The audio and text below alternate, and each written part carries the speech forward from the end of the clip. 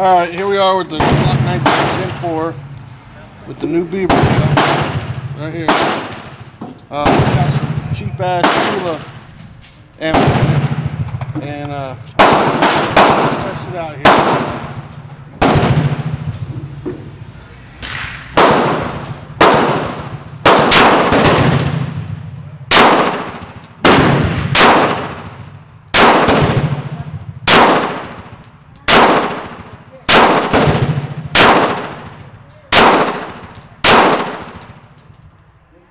Okay. Seemed to work fine with the crappy ammo, and the beaver tail is comfortable.